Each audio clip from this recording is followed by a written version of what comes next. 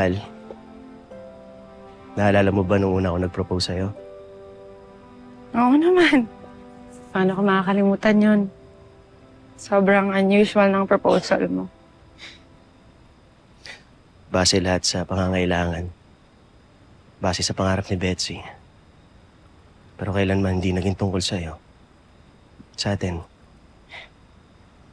Hindi naman na importante yun. Sa kunin naman nagmahalan tayo, di ba? And marami tayong pinagdaanan. But we surpassed all of them. Kaya nga, gusto ko sana ulit hingin ng kamay mo.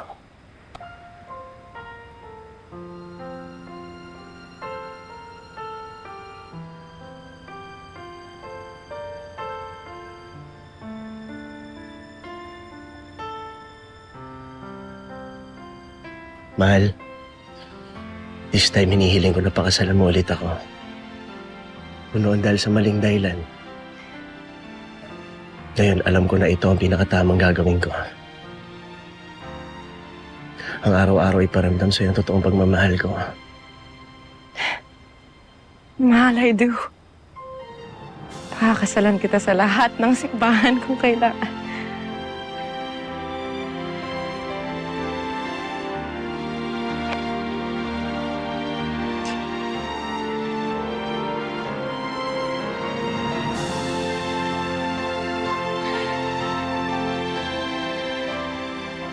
Mahal na mahal kita.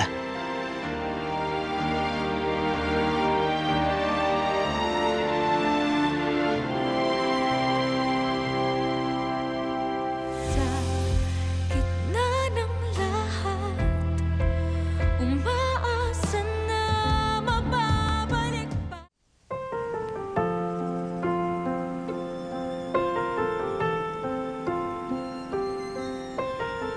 Gina, ilang taon na ang lumipas simula nung unang itang pakasalan. Kung nung una, hindi ako sigurado. Dahil sa pilitan lang yung kasal natin. Ngayon, buong puso kong sasabihin sa'yo na totoo na ito. Hindi nga kita sasaktan at paiiyakin. Baka mamahalin kita hanggang sa dulo ng buhay ko.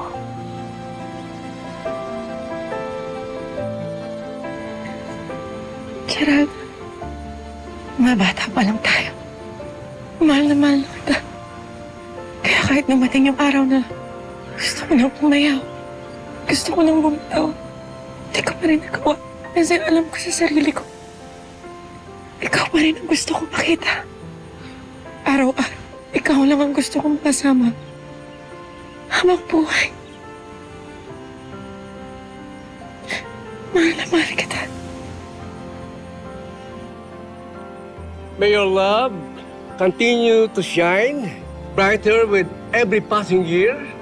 I now ask you to seal this renewal with a kiss.